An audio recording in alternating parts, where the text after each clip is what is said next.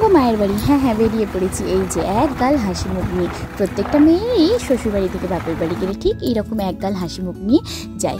আমার মতো পুজোর আগের দিন অর্থাৎ রবিবার চলে গিয়েছিলাম মায়ের বাড়ি। শর্ট ভিডিওর মাধ্যমে কিছু কিছু আপনাদের সঙ্গে শেয়ার করে ফেলেছিলাম, আর আজকের এই মিনি ব্লগটা শুধুমাত্র আপনাদের জন্যই। বেলা একটা হাজবেন্ড মায়ের বাড়িতে নামিয়ে দিয়ে চলে গিয়েছিল ডিউটিতে। বিকেলে সবাই মিলে চিপস আর চা খাবো, সেজন্য ভেজে নিয়েছিলাম অনেকটা পরিমাণে চিপস, আর চিপসের সাথে বিকেলটা ভালোই জমে গিয়েছিল। তারপর মায়ের এই ছোট্ট বাগানটার সঙ্গে একটু সাক্ষাৎ করে, তবে সন্ধে হয়ে গেছিল বলে ফুলগুলোর আর ছবি তুলতে পারি। অবশ্যই আপনাদের বাগানের সঙ্গে পরিচিত করে দেবো। বসে পড়েছিলাম মেহেন্দি করতে। বলছি অনেকদিন পরে বায়না করলো, বললো মনি তুমি আমায় মেহেন্দি করে দেবে। তবে ওদের স্কুলে সেরকম ভাবে পারমিশন নেই, সেজন্য করে উঠতে পারিনি। তবে ছুটির মধ্যে থাকায় আমার কাছ থেকে একটু মেহেন্দি করে নিল। করতে অপরের হাতে বরাবরই আমি ভালোবাসি, তবে অনেক দিন পরে পেয়েছিলাম, তাই মনির সুখে মেহেন্দি করে দিচ্ছিলাম।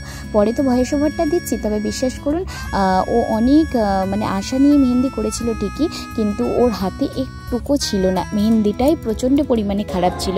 যাই হোক, এদিকে ছেলে বসে গেছে গান করতে। ওর দাদু গান করে, তো হারমোনিয়ামটা অনেক দিনের পরে ফাঁকা পেয়েছে, অনেক সময়ের পরে ফাঁকা পেয়েছে, সেজন্য ও মনে সুখে গান করছে। তো দেখে দেখেই শেখে, তবে এইটা দেখে বেশ ভালো লাগলো। ওই কিন্তু এই সুযোগটা ছাড়লো না। যাই হোক, সন্ধ্যের পরে দুজনে মিলে এই যে বাজি ফাটাতে শুরু করে দিয়েছে। আর যেহেতু কালকেই কালী পুজো, আর ওরা দুজনে অনেক বাজি কিনেছে জানেন, আর দুজনে মিলে একত্রিত হয়েছে, সেই জন্য বাজির পরিমাণ অনেকটা হয়ে গেছে।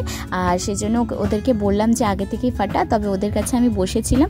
আর এইদিকে দেখি সন্ধ্যা, এই দিদি এইদিকে রান্নাঘরে কি বানাচ্ছে, আর আমি থাকবো সেটা ক্যাপচার করবো না তা কখনো হয়। ক্যামেরাটা অন করলাম, তখন দেখলাম যে দিদি এই চিকেনটাকে ম্যারিনেট করে রাখছে। আর কি হবে সেটা যাই হোক না কেন, সেটা আপনাদের সঙ্গে শেয়ার করবো না তা কখনো হয়। এদিকে রুটি হয়ে গেছে, এই যে হটপটে রাখা রুটিটা গরম গরম ধোঁয়া উঠছে, আর দিদির তো এই যে ম্যারিনেট চিকেনটা আবার ফ্রাই করছে।